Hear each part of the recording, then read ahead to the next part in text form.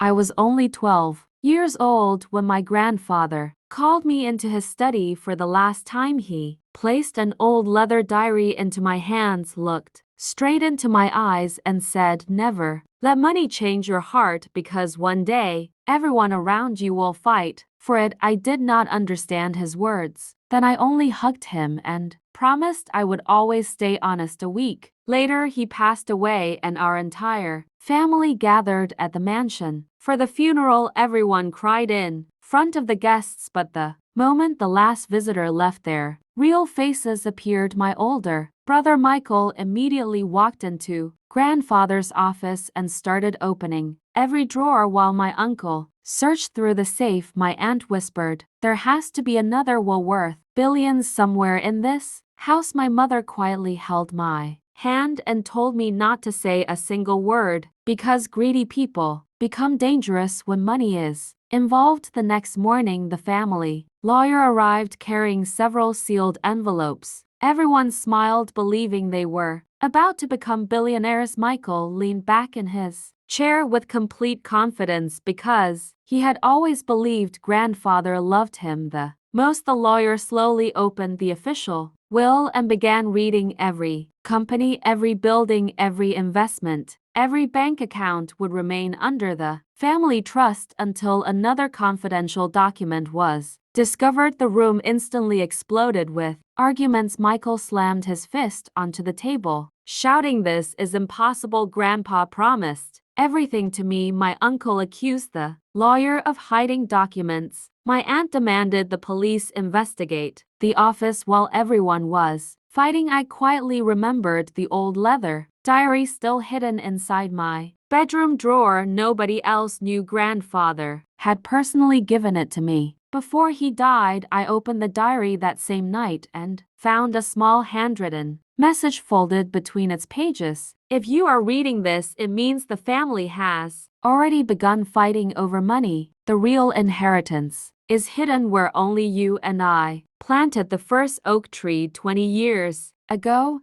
My heart started beating faster, because I remembered that lonely hill behind our old farmhouse where grandfather and I had planted a tiny tree together when I was just 6 years old. I realized that whatever waited beneath that tree could change my life forever. And if my family discovered I knew the secret, they would stop at nothing to take it from me. The next morning before sunrise, I drove alone toward the old farmhouse. My hands were shaking the entire way, because for the first time I felt that grandfather had trusted me with something bigger than money. The farmhouse had been abandoned for years, and weeds covered most of the land, but the old oak tree was still standing exactly where we had planted it. I grabbed a shovel from the truck and started digging beneath the roots. After nearly an hour of digging, my shovel struck metal. I dropped to my knees and pulled out a rusty steel box buried deep underground. My heart pounded as I forced it open. Inside were several sealed envelopes, property deeds, company ownership papers, and a golden key attached to a note written in grandfather's handwriting. "If anyone other than you finds this box, then my final plan has failed." I opened the first envelope and nearly stopped breathing. The documents showed that grandfather had secretly transferred majority ownership of several international companies into another holding corporation years ago. The shocking part was the name listed as the future beneficiary. My name. I checked the papers again and again, because I could not believe what I was reading. While the rest of the family was fighting over the visible fortune, grandfather had hidden the real empire from everyone. Suddenly, I heard a car engine behind me. I turned around and froze. Michael had followed me. He stepped out smiling and slowly clapped his hands. "Well done, little brother. I knew you were hiding something." He walked toward me with two men standing behind him and demanded I hand over the box immediately. I refused. Michael laughed and said, "You really think you can fight me? I own this family now." He grabbed the documents from my hands and threw me to the ground. Then he drove away with the box. Before I could stop him, I sat there helpless, watching the dust disappear into the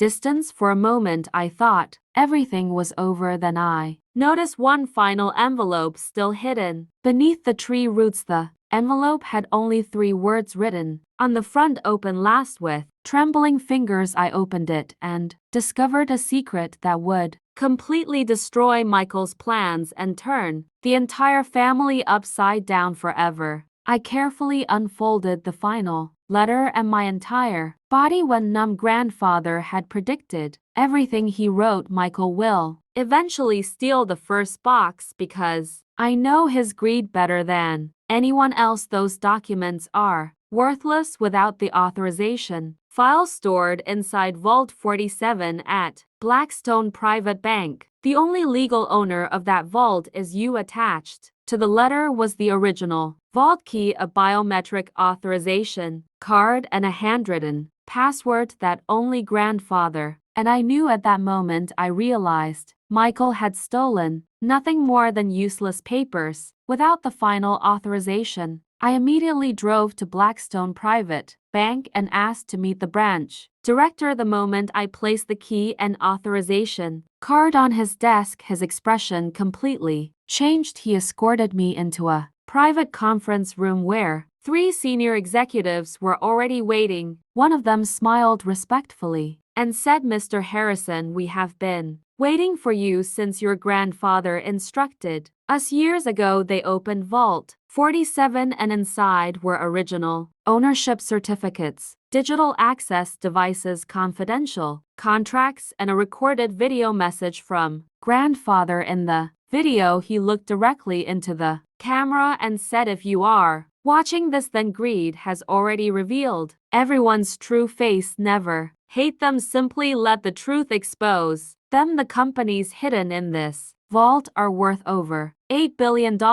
and every single share legally belongs to you. The executives immediately began transferring control of the corporations into my name while lawyers finalized every document. Meanwhile, Michael proudly called the entire family into the mansion, announcing that he had found the hidden inheritance. He spread the stolen papers across the dining table, laughing as everyone congratulated him. Then the family lawyer quietly examined the documents for several minutes before looking up and saying, these papers have absolutely no legal value without the authorization file. Michael's smile disappeared. He shouted that the lawyer was lying, but before anyone could answer, the front door opened and I walked inside wearing a calm smile, followed by the same bank executives and 3 corporate attorneys carrying sealed briefcases. Every face in the room turned pale because they instantly realized the real game had only just begun.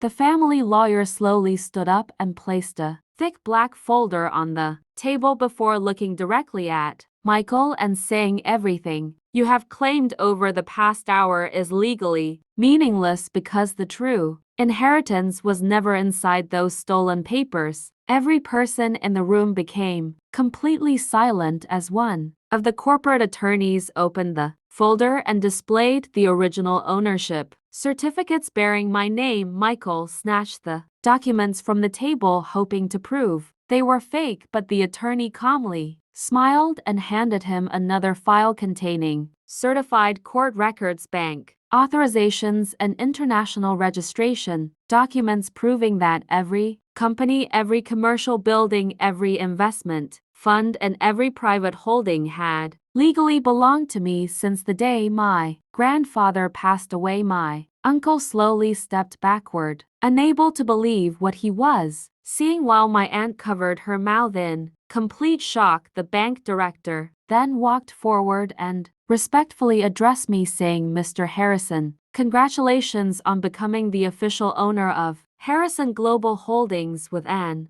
estimated value exceeding $8 billion.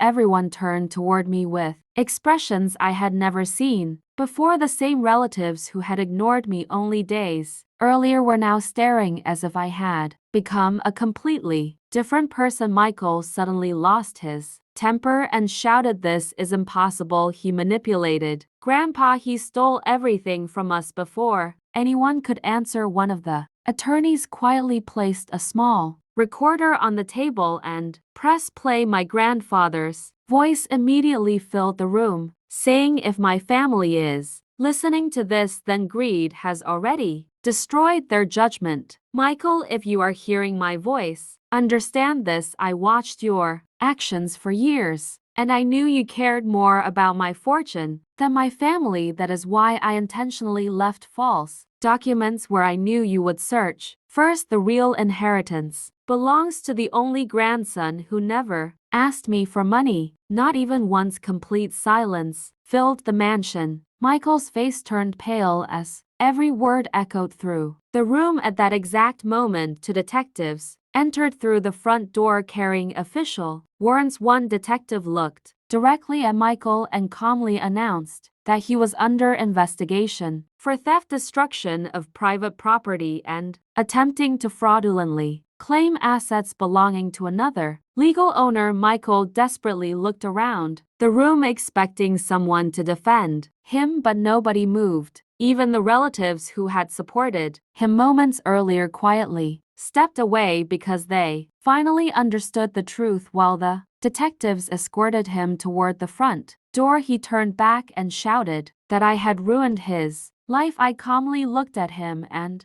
replied, "You ruined your own life the day you chose greed over family." Then the mansion door closed behind him, and for the first time since my grandfather's funeral, the house became a complete missile. The following morning, news channels across America carried the same headline: "Unknown grandson becomes owner of $8 billion family empire." Reporters surrounded the mansion hoping to interview the man nobody had taken seriously for years, but instead of celebrating, I quietly visited my grandfather's grave carrying the old leather diary that had changed my life. I placed fresh flowers beside the headstone and whispered, "Everything happened exactly the way you said it would. Thank you for believing in me when nobody else did." As I stood there, my phone began ringing non-stop. Business leaders wanted meetings, international companies wanted partnerships, and television networks offered millions of dollars for exclusive interviews. I politely declined every request because I remembered the final lesson written inside the diary: wealth should never become louder than your character. Over the following months, I transformed every company my grandfather had left me. I increased employee salaries, created scholarships for workers' children, built hospitals in small towns, and established a foundation that helped families who had lost everything during financial hardship. People across the country stopped calling me the billionaire heir and started calling me the man who honored his grandfather's legacy. One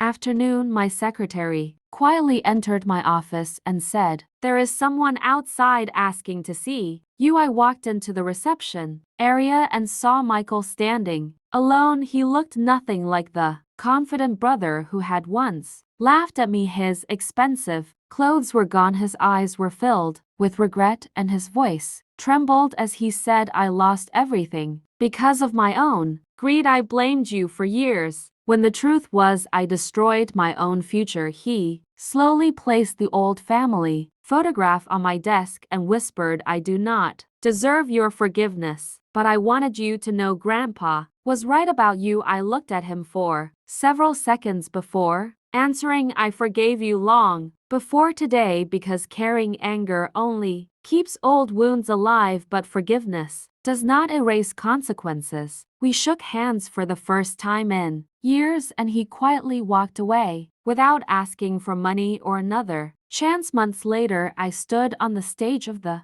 Global Leadership Summit speaking to thousands of young entrepreneurs from around the world. One student asked what the greatest inheritance in my life had been. I smiled and answered, "It was never the companies, the buildings, or the billions of dollars. My greatest inheritance was a grandfather who taught me that honesty will always outlive greed, patience will always defeat pride, and character will always become more valuable than wealth." The entire audience stood and applauded. As I looked toward the front row where my mother smiled proudly holding the same old leather diary in her hands, at that moment I finally understood that my grandfather had never buried a treasure beneath the oak tree. He had buried a test, and the greatest reward was not becoming one of the richest men in America. It was proving that no amount of money can ever replace integrity, loyalty, and family. When your heart refuses to be bought,